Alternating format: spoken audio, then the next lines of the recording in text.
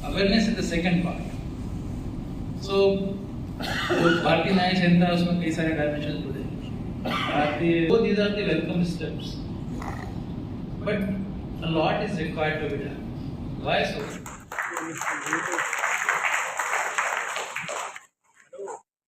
जो दंड संहिता था वो भारतीयों को दंड प्रदान करना था.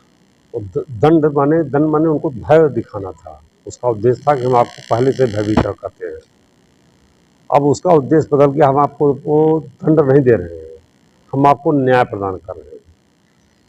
किसी को भय नहीं प्रदान करते हैं.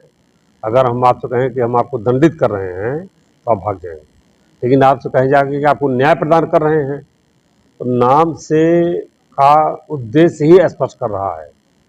अब जो संहिता है यह लोगों को न्याय प्रदान करने के लिए है, दंड प्रदान करने के लिए नहीं है. और इसमें भारतीय सिस्टम में जो नए साइंस और टेक्नोलॉजी में डेवलपमेंट 1857 में इस तरह की साइंस और टेक्नोलॉजी नहीं थी. ये जो कंप्यूटर और फॉरेंसिक साइंस और तमाम एविडेंस के जो नई नई चीज़ें आई, और पिछली चीज़ें सब जो थी पुलिस के हाथ पे थी और जजेज के हाथ पे थी. सामान्य जन नागरिक को पता नहीं था. इस आसान उसकी अंग्रेजी बहुत कठिन थी, इसकी लैंग्वेज बहुत आसान है, और इसको सामान्य व्यक्ति भी उसको समझने के लिए अच्छी अंग्रेजी की जानकारी होना चाहिए, क्योंकि वह ब्रिटिश पार्लियामेंट के और ब्रिटिश विद्वानों के द्वारा ड्राफ्ट की गई थी.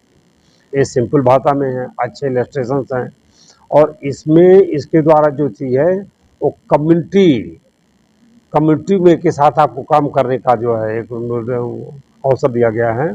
और हमारा सुप्रीम कोर्ट ने भी जबरदस्त समय समय पर बहुत निर्देश दिए थे. इसके अलावा दुनिया में भी बहुत बदलाव आए हैं.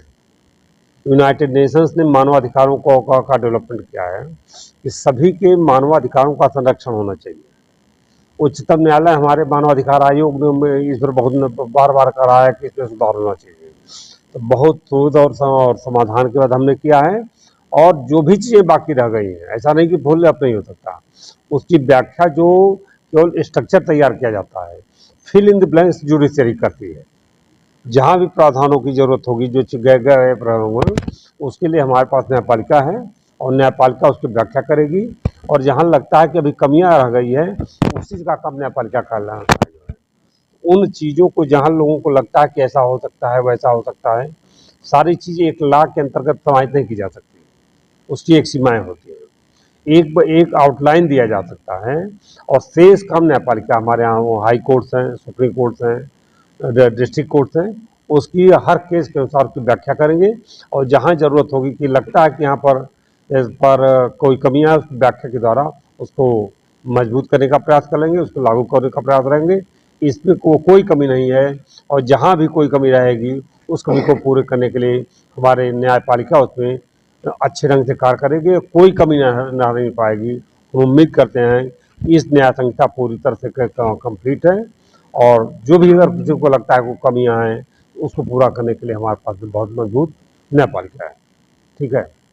जैसे प्रोफेसर मनोज ने बताया, मैडम साहब ने बताया, जो प्रोसीजर क्या है, साक्ष्य कैसे जुटेंगे, नए तरीके से साक्ष्य कैसे जुटेंगे, एविडेंस कैसे बनेंगे, और इस दंड के लिए क्या सजा है, इस जुर्म के लिए क्या सजा है, उसमें जो बताया है वो बदलाव हुआ है.